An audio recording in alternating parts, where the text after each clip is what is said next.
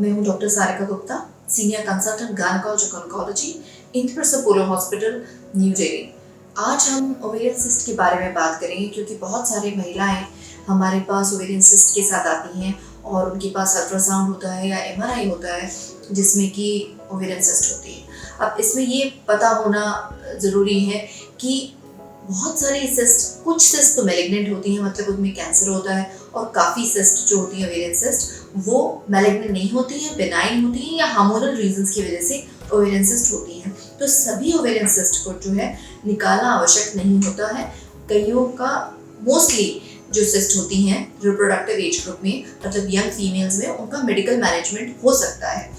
उसके बाद जिनको ओवेरियन सिस्ट बड़ी होती है या जिसके अंदर किसी भी तरह का शक होता है, उन ओवेरियन सिस्ट का कंबाइंड रिस्क असेसमेंट होता है। मतलब कई सारी चीज़ों को देखकर हम असेस करते हैं कि क्या इनको कितना रिस्क है मैलिग्नेंसी का, क्या ये लो रिस्क है या फिर मॉडरेट रिस्क है या हाई रिस्क है इनको मैलिग्नेंसी का। इसके लिए 4-5 चीज़ें मेन जो है हम देखते हैं। पहला है कि उम्र क्या है महिला की, किस उम्र में आ रही है, क्या वो 50 वर्ष से कम है, 45 वर्ष की है, 21 वर्ष की है, 17 वर्ष की है, 10-12 वर्ष की छोटी लड़कियों को भी ओवेरियन सिस्ट हो सकती है। तो एज एक बहुत बड़ा फैक्टर है जो हमें बताती है किस तरह की ओवेरियन सिस्ट के चांसेस उस महिला के अंदर हैं। दूसरा चीज़ है मेनोपॉजल स्टेटस, मतलब महावारी मरीज को हो रही है या नहीं हो रही है, महावारी बंद हो गई है। ज़्यादातर जिनको महावारी बंद हो चुकी होती है उनको ओवेरियन कैंसर का जो खतरा है वो ज़्यादा होता है।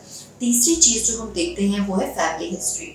अगर किसी के अंदर, किसी के घर में या ब्लड रिलेशनशिप में ओवरी का या फिर ब्रेस्ट का कैंसर का हिस्ट्री होता है, या फिर उनके घर में किसी को भी BRCA जीन पॉजिटिव होता है, या फिर और कई अन्य तरह के कैंसर की हिस्ट्री होती है घर में, तो उनको जो है ओवेरियन कैंसर का जो रिस्क है वो ज़्यादा होता है औरों के मुकाबले।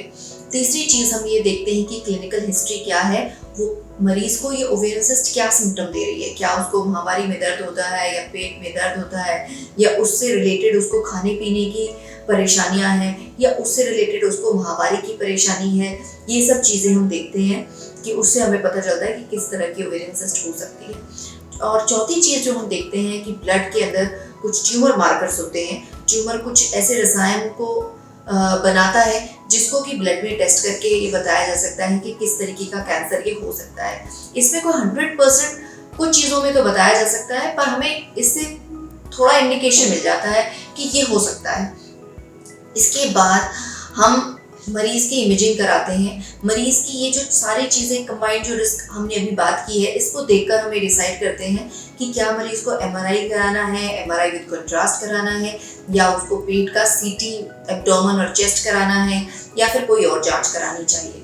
और इन सब जांचों को करके हम एक बनाते हैं कि इस मरीज का भाई लो रिस्क ऑफ मैलिग्नेंसी है या फिर मॉडरेट रिस्क है या हाई रिस्क फॉर मैलिग्नेंसी है। अब मरीज ज़्यादातर, कई बार मरीज कहते हैं कि हमारी लैप्रोस्कोपिक सर्जरी आप कर दीजिए, पर ये बात मैं बताना चाहूँगी कि सभी ओवेरियन सिस्ट की लैप्रोस्कोपिक सर्जरी नहीं होनी चाहिए, क्योंकि जिनके अंदर भी किसी भी तरह का सस्पिशन है मैलिग्नेंसी का या कैंसर का शुबा है, उनकी हम लैप्रोस्कोपिक सर्जरी या रोबोटिक सर्जरी नहीं करते हैं और उनकी ज़्यादातर ओपन सर्जरी ही होती है।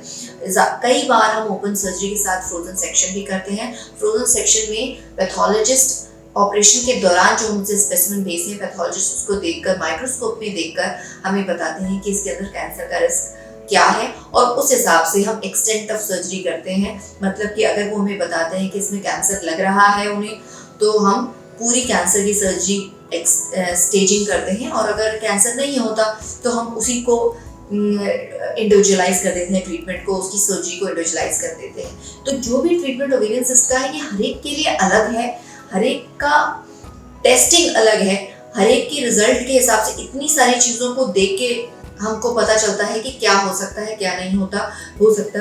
और जो फाइनल जो पैथोलॉजी आती है, अगर हम ओवेरियन सिस्ट को जब हम पैथोलॉजी के पास भेजते हैं और वो हर मिलीमीटर पे वो चेक करते हैं पैथोलॉजी में, उसी से एक्चुअली फाइनल तो रिजल्ट वही होता है।